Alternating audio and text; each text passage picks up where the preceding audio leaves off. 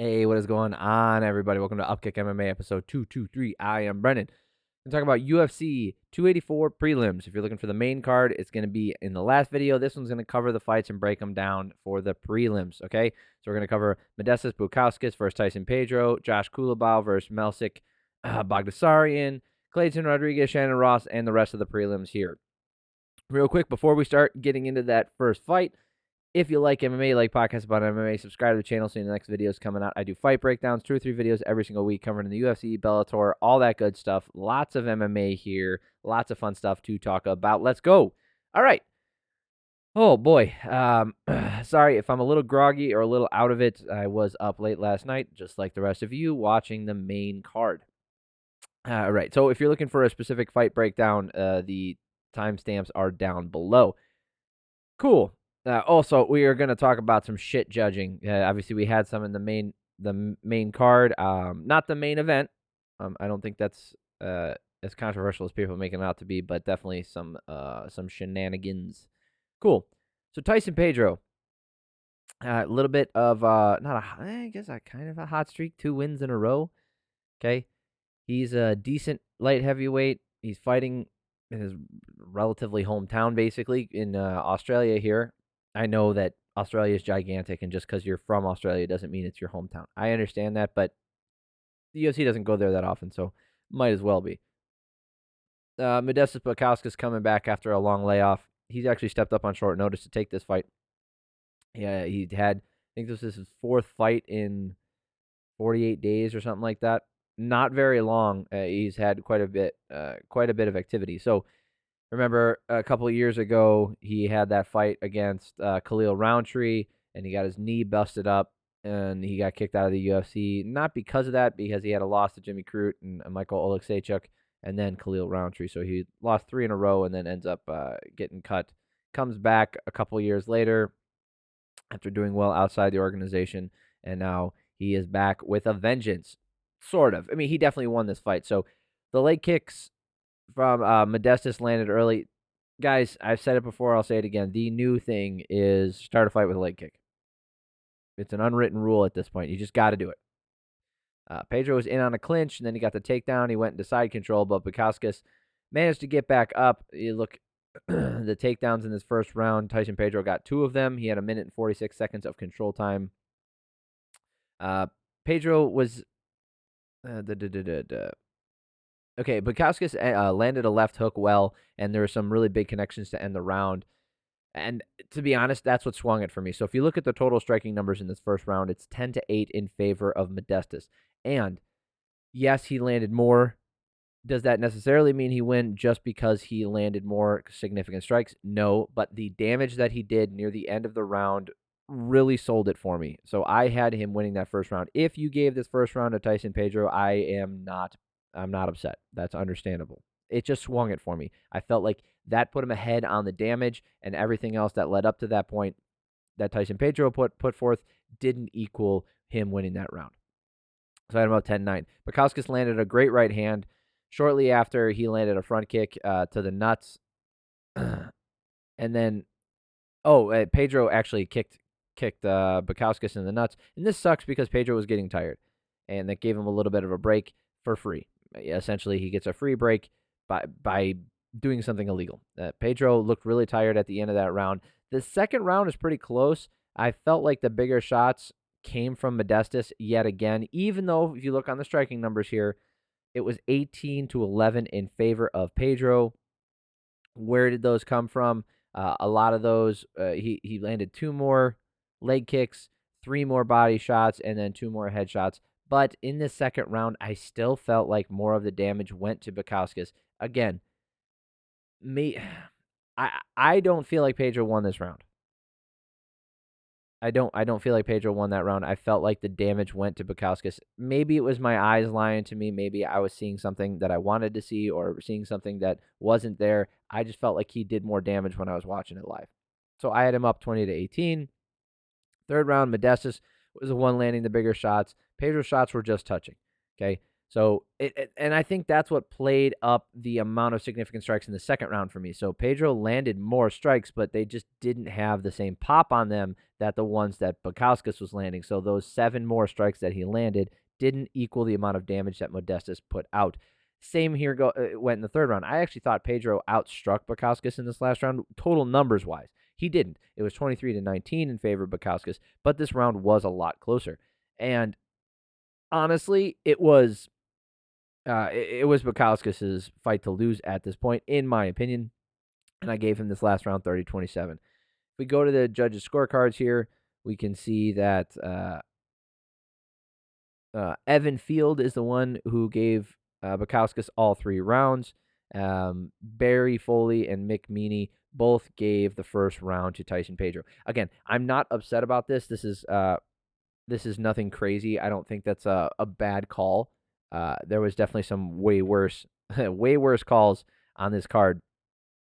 And then the last 2 rounds. So just because the judges agree with you doesn't mean you're necessarily right. So, but all 3 judges did see it the way I saw it, with Bukauskas winning that second round, and then obviously the third. So the real difference maker was that first round if you gave that to him. So just because you land more strikes does not mean you win the round, and that's exactly what I saw and how everybody else saw it. So good win for Bukauskas. I'm glad he's back. As far as Pedro, I don't know what this means for him going forward. I still think he's going to be this inconsistent fighter who just can't put it together unless he really steps it up. I don't know.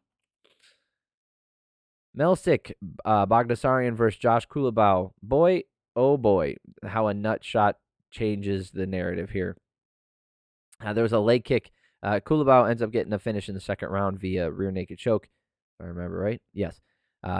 Leg kick from Melsik, a couple from Culibao to start out the fight. Lots of kicks from Melsik. He has the power, and then Josh, he's checked a few, but Culibao was landing some hard kicks of his own, which is good. Freaking headphones. I think this cable's starting to bite the bullet, or give up the ghost here. Lots of kicks from Melsik. He had the power, like I said. Melsik with a spinning back kick that landed directly to the cup, and it actually shifted the cup, so it hit it. So he did a spinning back kick. The heel shifted the cup, the cup, right? It shifted the cup and pushed it in at the same time. So if you know anything about anatomy, there's some stuff that's there. The nuts, right? It definitely hit the nuts. It was really hard, and he took only 2 minutes. He didn't even take the full 5 minutes to recover. One of the things that I noticed is when the doc came in, he was talking to the referee, and he said there wasn't much on it because it was in transition, meaning the shot wasn't very hard because it was in transition. Go fuck yourself, dude. That's as hard of a nut shot as you're going to get, other than splitting the uprights and just straight on kicking for a field goal.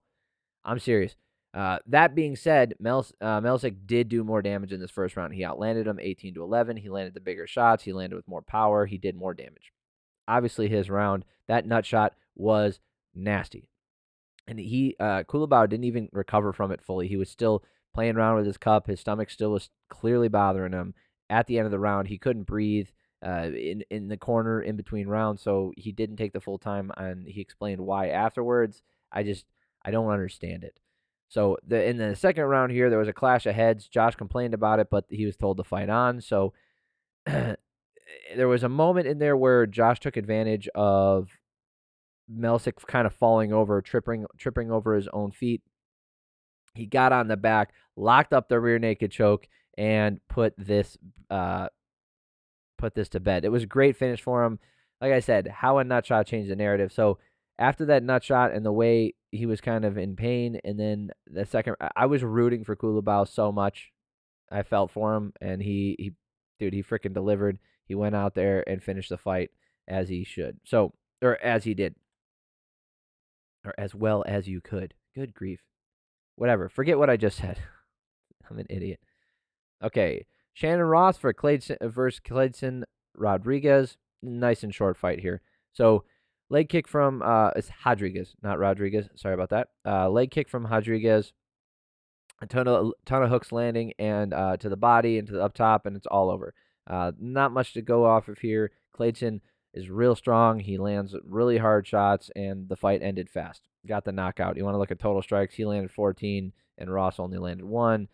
It is what it is. Good showing for him. Really fast. It's just there's not a lot to break down, so we're gonna move on from that one. Okay, Francisco Prado versus Jamie Mullarkey. This was a good fight, especially for Mullarkey. He really put on a good show, keeping it interesting while still maintaining control for most of the time. Mullarkey got a takedown, got on top. Then he ended up getting another takedown in the first round. He had nearly 3 minutes and 40 seconds of control time.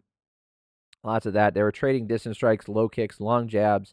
Jamie landed a right hand and a hard left hook, then a low kick. Oh, this is the second round. Sorry. Jamie had a lot of control time and some good elbows on the ground. I gave him that first round. He did outstrike him 15-7. Mullarkey ends up getting the decision win here. Mullarkey outstruck him 15-7 in this first round. Prado was really swinging for the fences, and he was missing a lot. He needed to dial it down just a little bit and straighten out some of his shots to land some more. But Mullarkey kept disciplined, and even when he did get hit big, he just stayed composed and kept moving forward. So, like I said, they were trading distance strikes to start out the second round, low kicks, long jabs. Jamie landed a right hand and a hard left hook, then a low kick, another hook, a straight to the body. Beautiful striking from Mullarkey. Mullarkey put out way more damage in the second round. I had to have him up 20-18. If you look at the striking numbers here, 25-13 in favor of Mullarkey in terms of significant strikes. Great round for him. Prado just was not able to keep up. His output slowed down, and when he wasn't landing those big shots, he was missing wildly. So every time they were engaging, they both throw a left hook at the end of their combinations, and Jamie was landing his more often. Mullarkey with a great takedown with 1:45 left. Prado had a Kimura attempt, but it was still Jimmy's round. Jamie's round. Good grief. For 3. Oh, good God. He ends up winning 30-27 on my card. This last round was 19-8 as far as significant strikes go. If you look, all 3 judges gave it to him 30-27. No controversy here. Good job, Jamie Mullarkey. Let's see what he's been doing. I know he's got one decent loss, right? He's got that stupid loss to Faraziam. That's a dumb loss. Lost to Brad Riddell. I mean, Riddell's very good, and that was his UFC debut. Not bad. Good win over Kama Worthy. Devontae Smith, that's okay. A loss to Jalen Turner. Turner is... I'm a huge fan of him, but he's just not able to... I talked about it last time. The win over Michael Johnson was really good. Split decision. I don't remember it being close. And then this win over Francisco Prado, but Prado's was his debut. So Mullarkey really hasn't stepped up too much in competition. I guess Michael Johnson was a big step up in competition, but he hasn't stepped up to, breaking into the top 15 quite yet. He's probably going to get at least one more step up in comp before he touches a ranking next to his name. Good win for him, though. Prado did make a good account for himself. He just wasn't able to get it done. All right, my favorite fight, Jack Jenkins versus Don Shainis. This was an amazing fight to watch. Jack Jenkins ends up getting the win here, rightfully so. Jack with the clinch and the knees to the body, Shainis with the pressure. Don had a nut shot early on. It just went on. That's fine. It's not fine. Don't do that stuff. Jenkins was more fluid with his striking. He's stringing shots together. He's landing really nasty low kicks. One of them took Don off his feet for a second. They trade low kicks to end the round, both smiling and talking. It was kind of cool. Jack is up, in my opinion. I felt like he did way more damage. They both landed quite a bit of shots, but Jenkins landed way more, 34-25 in terms of significant strikes, and those leg kicks were pretty nasty. He landed 9 of them in that first round, and that's kind of his thing. Apparently, he's a one-trick pony, according to Dana White. I don't agree with it. Second round, Jason Herzog after the next cup shot, he goes like, "Do not breathe on his cup." He's like, "I understand it was an accident, but if you touch him there again, I'm taking a point." Jenkins ended up getting a trip and got on top of the wrestler, so Jenkins was doing the offensive wrestling for a little bit. Don got a takedown after getting leg kicked hard, right into mount, landing ground and pound. Jack got back up. He got the takedown of his own, right back to the back mount. It was an amazing round. I thought the second round was razor thin. If you look at the striking numbers, it is in favor of Jenkins, so I understand that Jenkins could have won that round. And obviously, when I watched it live, maybe I didn't catch every single one of them, but I had this round for Shainis, not by a lot. If you gave this round to Jenkins, I totally understand. I just felt like Shainis had enough control time. Apparently, he didn't. He had less control time, and he only landed one takedown. I just felt like there was something about it. I thought that he did enough in this round to warrant winning this round. Maybe not. The striking differential was a matter of eight significant strikes. I had it 19-19. It was me leaning towards Don, but Jack did damage, right? It was very close. Jack ended up getting the takedown, taking the back, landing low kicks. He had 4 minutes of control time in this last round. He spent a lot of the time just heavy top pressure, controlling Don. Don defended really well, but he didn't do anything offensively. He was good defensively, just not able to do anything to impart his offense. Jack with the damage down the stretch and a ton of top control. Beautiful fight. I loved watching this one. Great grappling, decent striking. 25-10 is in favor of Jenkins for significant strikes in this last round. Let's go look at the official scorecard to see the dissenting judge, not dissenting judge, but the one judge who ended up giving. That's an interesting picture. No. This one. Mick Manny gave Don Shainis that second round. That's fine. Like I said, I'm not going to begrudge Derek Clearly, even though he's an absolute douchebag. I don't know. Maybe he's a good guy. He's just not a very good judge. David Leatherby both giving Jenkins that second round. Like I said, if I had to go back and watch it and think about it after actually seeing some of the replays of the shots that landed, I'd probably give that one to Jack as well. But that being said, you don't get those things when you're scoring it live. So you got to go with what you saw at the time and the implications thereof. And that's what I went with. Moving on. Loma Lookboonmee versus Elise Reed. Good fight. While it lasted. So Loma with some really heavy low kicks to start. Reed with the better blitz. She's blitzing in with the hands. She was doing a good job landing some decent shots up top. Reed was leaking out of her nose to end the round. Loma ended up getting a toss and immediately gets reversed with Reed on top, which was pretty freaking cool. Reed landed some good ground and pound, and Loma turned, and Reed is on the back, landing down. Loma turns. Yeah, Reed ended up taking her back to end the round. She started landing some damage. So I had that first round 10-9 in favor of Reed. You look at the striking number, 17-16 in favor of Reed. But if the control time was what really swung me here, so nearly 2 minutes of control time for Reed in this first round. That's why I gave it to her. But in the second round, Loma ended up getting a body lock takedown, immediately gets the back and the rear naked choke and getting the tap. I don't know if that's her first submission win in her career. It's her first finish in the UFC, though. I didn't know that.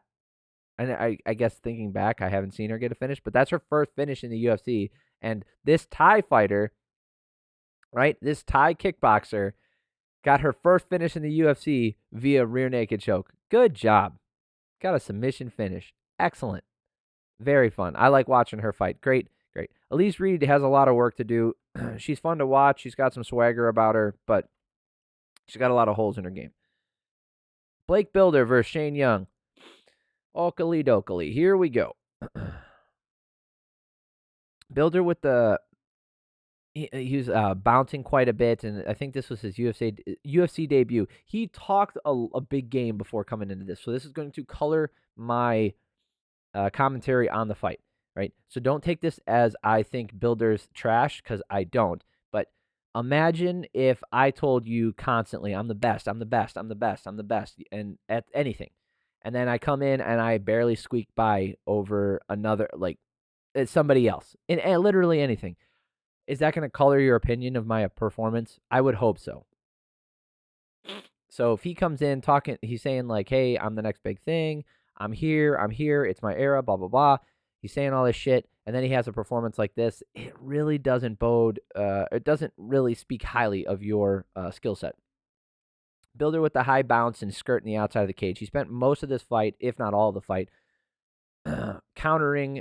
He skirts the outside, bounces and skirts on the outside of the cage, and then counters and blitzes in for some attacks. Bilder ended up getting a body lock takedown, which was, I think, his only takedown in the fight. Yep, that was his only takedown of the fight, 1 of 7. And that happened in the first round. He had a decent amount of control time, 1 minute and 43 seconds. I didn't want to give it to Bilder for just getting the takedown. He didn't do much after he got the takedown. I had it close, but I did give it 10-9 to Blake, but only just. And if you look at the striking numbers, it kind of bears that out. So it's 19 to 16 in favor of Bilder. So he did land more strikes. I felt like he did just about the same amount of damage. Maybe I felt like Young was doing a great job as well, but he did get that takedown. It's just I hate seeing that, and then immediately people are like, well, he got the takedown, therefore he wins a round. I hate that shit. This one, it put him over the edge for me. Bilder doing the same circling around in the second round, but he's poking more in this round. He's putting more offense out there. You can see the strikes attempted in the first round was only 33 for Bilder. In the second round, it was 54. Definitely upping his offensive output. He was using jabs and leg kicks. Bilder was really squirrely, running around the outside. Young landed some good overhand rights and a few left hooks, and he did have some pop on his shots. So he was landing with more of a thud than Bilder was. Bilder did outstrike him 37 to 27. I just feel like many of those 37 were, because they're significant strikes, but that's any strike landed at a distance. I don't think that I don't think that all of those necessarily add up to the same amount of damage that Young was landing in each individual one, but he did land more. Bilder won that round with just more output, though. Neither guy did a lot of damage, so that's why I said if each one of those things that Bilder's throwing out wasn't so significant as to sway my opinion or sway the damage in his favor. If Young had landed a really good shot that round that made Bilder wobble or made him stagger or whatever, I would have leaned towards Young. That's how close it was when these guys are playing pity pat like that and not landing hard, significant strikes. But both of them did up their output in this round. And then the last round was kind of crazy. They both picked it up quite a bit, both of them attempting over 100 strikes each. That's incredible. 100. Shane Young attempted exactly 100, but Bilder 103. More stationary in this third round, so that's what really upped the output, because now instead of skirting the outside of the cage and running away, he was more stationary, so they were throwing a little bit more. When they are trading, I felt like Young was getting the better of it on the damage side. Bilder landed a big right hand and then attempted a takedown, which was kind of weird. He landed the biggest shot of the fight in this round, and I felt like he was finally putting it together on the feet, but he went for the takedown, I guess, to ride out the rest of the fight. Young ends up chasing him around the whole time. Bilder landed the best shot. He did. That put him up on my card. I don't like the bullshit that he talked about coming out, and then his strategy is to skirt the outside. You can't. It's an effective strategy, and it works really well. And if you play into it saying, hey, I'm going to strike smart. I'm not stupid. I'm not coming in here to brawl. I'm not coming in here to sit here and take one to give one or any of that crap. I'm not going to sit here and just get punched in the face for no reason. I'm going to stay smart, avoid things, stay on the outside and pick my shots. And you're going to say that in the lead up. Now, does that bring the most excitement as like, man, I'm here to stay. I'm going to embarrass this guy. I feel bad for him when he's on the ground. I'm going to knock him out. I'm going to submit him, blah, blah, blah. Is that first thing I said the most exciting? No. But it tempers people's expectations.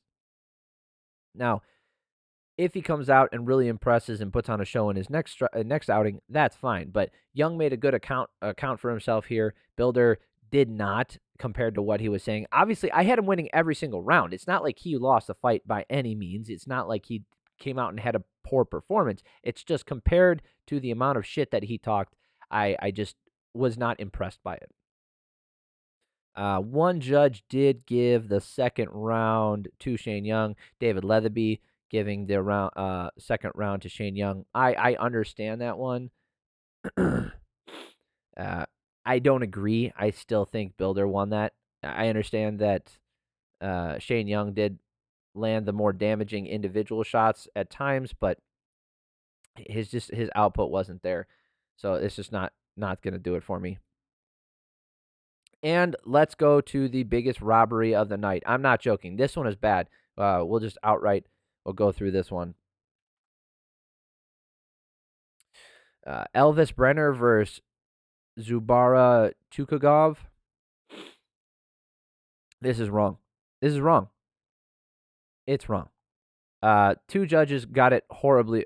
Two judges got it wrong. Derek Clearly, again, this fucking guy. I talked about him last night. I went on a rant about him last night. If you want to go back and find this, I covered when I was covering the Jimmy Crute fight.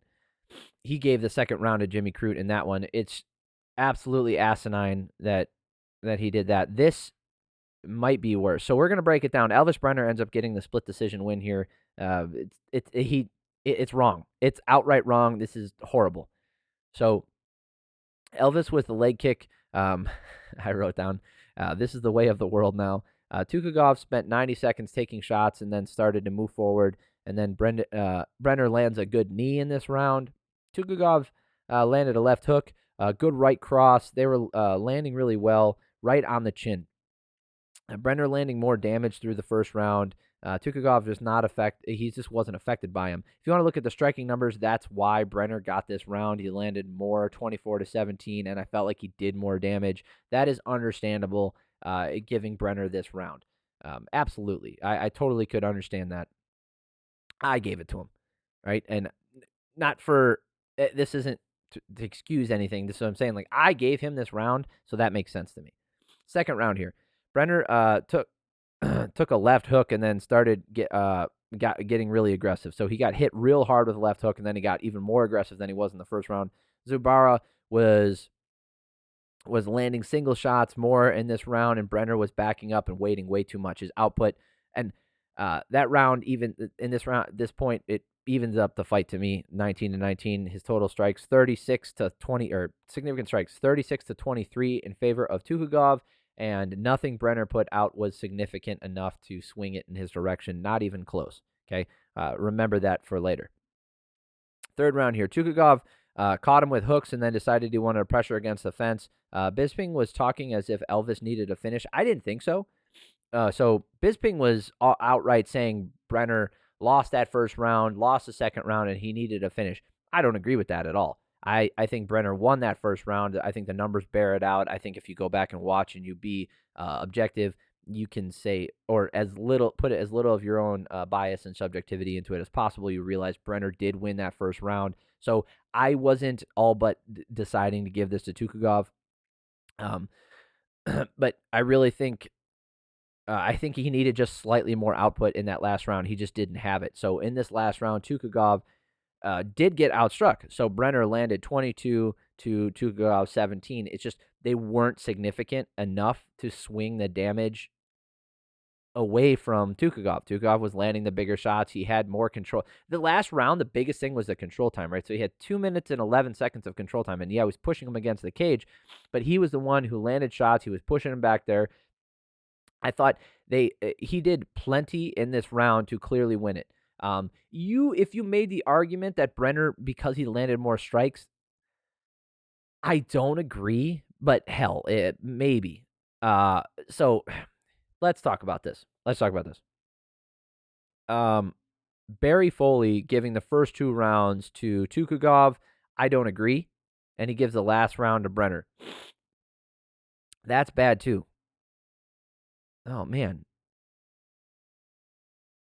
But that's the thing, though. If you give that, everybody gave the last round to Brener, I don't agree with that. They're just going off of striking numbers. I gave the first round to Brener, and he gave the first round to Tukhugov. What the fuck? This one was bad. Everybody did bad. Sorry, guys. Sorry, I was wrong. Everybody's bad here. Not that my word is the end-all, be-all. That first round is, I had that for Brener. Last round, like I said, you can make the argument. All 3 guys gave it to Brener? For what? The fuck did he do? Okay, so here's the biggest one. The second round. So Elvis Brener getting the first round on Derek Clearly scorecard. Okay, that's what I did. Second round, giving it to Tukhugov. I did that as well. Third round, yeah, I gave that to Tukhugov. Okay, fine. You give that to Brener. I don't agree with it, and I will. I could go back and we can watch tape, but you can't really. We could kind of figure that out. I felt like I explained my reasoning for giving it to Tukhugov. I don't want to consent, but maybe. I don't know how all three guys gave it to him. This is okay. And then Barry Foley giving the first round to Tukhugov. I don't agree. Brener did more. Second round to Tukhugov, I agree. And Brener getting the last round. I don't get it. Here's the bad one. All 3 rounds to Brener. Number 2, Evan Field here. Evan Field. He gave the second round to Brener. That's impossible. You can say strikes don't mean, the number of strikes don't tell the whole story. Go watch that second round. It's wrong. It's wrong. I think the fight was closer than Bisping was making it out to be. So that might have swayed public opinion. But no, that's wrong. And it's not even fucking close. Not even close. That's wrong. Ugh, gross. Okay, that is it. I guess I didn't go off on a rant as much as I did. Last night was bad because that one pissed me off, the Jimmy Crute one, because that could have given Jimmy Crute the win if another judge fucked it up too. All right. If you made it through this, thank you. If you're looking for the main card in the main event, that's in the last video. I appreciate you all for stopping by. It means a lot to me. If this is the only video you watch this week, that's fantastic. Subscribe to the channel if you like this stuff, because I put out 2 or 3 videos a week covering all these things. That way you'll know when the next video comes out. Have an amazing week. I love y'all. It means a lot. Thank you.